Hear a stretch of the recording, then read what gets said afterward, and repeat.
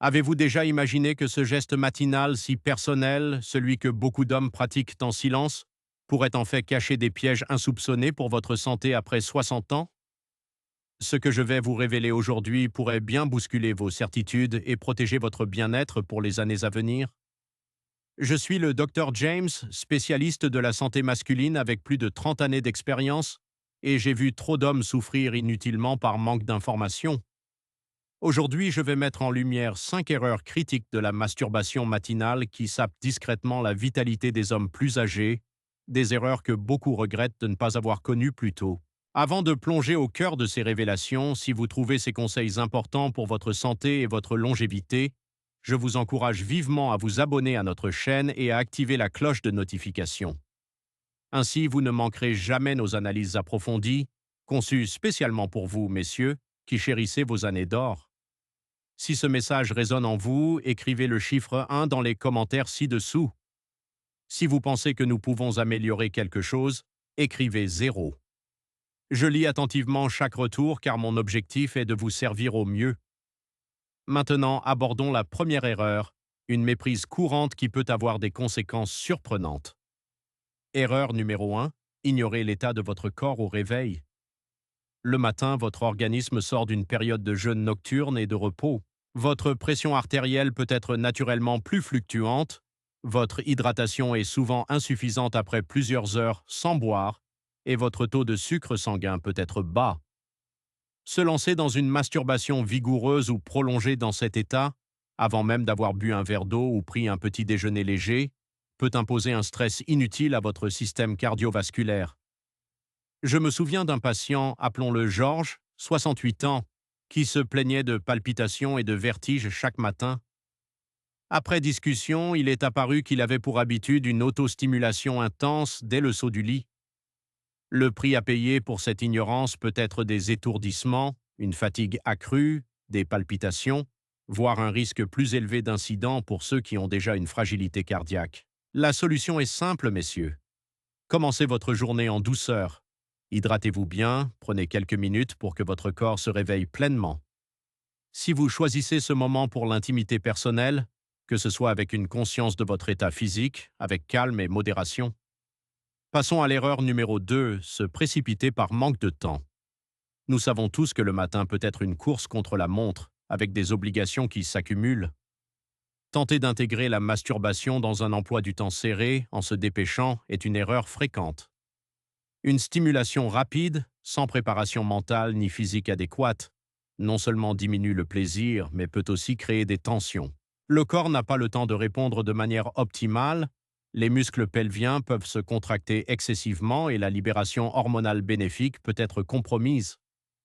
Le prix à payer ici est une expérience souvent insatisfaisante, qui peut même générer plus de frustration que de détente, et à long terme potentiellement contribuer à des douleurs pelviennes ou à une irritation de la prostate. La recommandation est claire.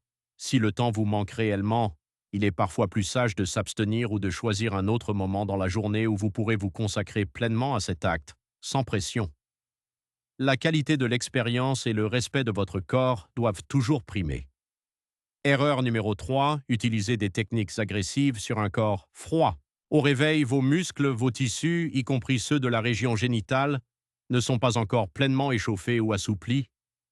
Une approche trop vigoureuse, une pression excessive ou des frictions intenses sur un corps qui n'est pas préparé peuvent causer des microtraumatismes, des irritations cutanées, voire des douleurs. Un de mes patients, un homme charmant de 70 ans, est venu me consulter pour une sensibilité persistante et un inconfort au niveau du pénis. Il s'est avéré qu'il avait une routine matinale où il appliquait une technique de stimulation très énergique, pensant à tort que c'était nécessaire pour obtenir une réponse satisfaisante. Le prix de cette méconnaissance est souvent une hypersensibilité, des douleurs chroniques et parfois même une appréhension face à l'intimité future, qu'elle soit personnelle ou partagée. Pour éviter cela, messieurs, la douceur est votre allié. Utilisez toujours un lubrifiant de bonne qualité, surtout avec l'âge où la peau peut devenir plus sèche et plus fine. Privilégiez des mouvements lents et conscients, en étant à l'écoute des sensations de votre corps. L'objectif n'est pas la performance, mais le bien-être. Voici l'erreur numéro 4, Négligez la connexion esprit-corps. La masturbation ne devrait pas être un acte purement mécanique, surtout le matin où l'esprit peut déjà être accaparé par les tâches de la journée. Se concentrer uniquement sur la libération physique sans engager une préparation mentale ou une connexion émotionnelle peut rendre l'expérience vide de sens et moins bénéfique. Les hormones du plaisir et du bien-être, comme les endorphines et l'ocytocine, sont mieux libérées lorsque l'esprit est calme et présent. Le prix à payer pour cette déconnexion est une satisfaction diminuée, une occasion manquée de véritablement réduire le stress et d'améliorer son humeur pour la journée. L'acte peut devenir une simple habitude, dépourvue de la richesse émotionnelle qu'il pourrait offrir. La solution réside dans la pleine conscience. Avant de commencer, prenez quelques instants pour respirer profondément, pour vous recentrer, pour laisser de côté les préoccupations. Laissez votre esprit accompagner votre corps dans cette expérience. Cette simple intention peut transformer radicalement la qualité de votre plaisir et ses bienfaits. Enfin, l'erreur numéro 5, et c'est peut-être la plus dangereuse, ignorez les signaux d'alarme de votre corps.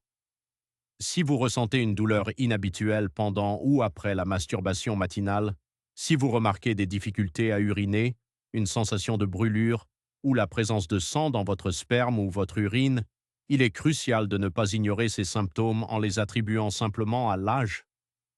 Ces signes peuvent être les messagers de conditions sous-jacentes qui nécessitent une attention médicale, comme une prostatite, une hypertrophie bénigne de la prostate compliquée, une infection ou d'autres problèmes urologiques. Le prix à payer pour le silence ou la négligence peut être un retard de diagnostic, une aggravation de la condition et des complications qui auraient pu être évitées. Ma recommandation est formelle. Soyez toujours attentif aux messages de votre corps. Aucune douleur ou symptôme anormal associé à la masturbation ne doit être considéré comme normal. N'ayez aucune honte à en parler à votre médecin. C'est un acte de responsabilité envers votre santé. Alors, que pouvez-vous faire concrètement dès demain matin pour éviter ces écueils? C'est en réalité assez simple. Commencez par une auto-observation honnête. Comment vous sentez-vous au réveil? Êtes-vous généralement pressé, stressé? Y a-t-il des matins où vous disposez de plus de temps et de calme? Choisissez ces moments privilégiés. Assurez-vous d'être bien hydraté avant toute chose. Si vous décidez de pratiquer l'autoplaisir, faites-le avec une nouvelle intention, celle de la douceur, de l'écoute et du respect de votre corps tel qu'il est aujourd'hui.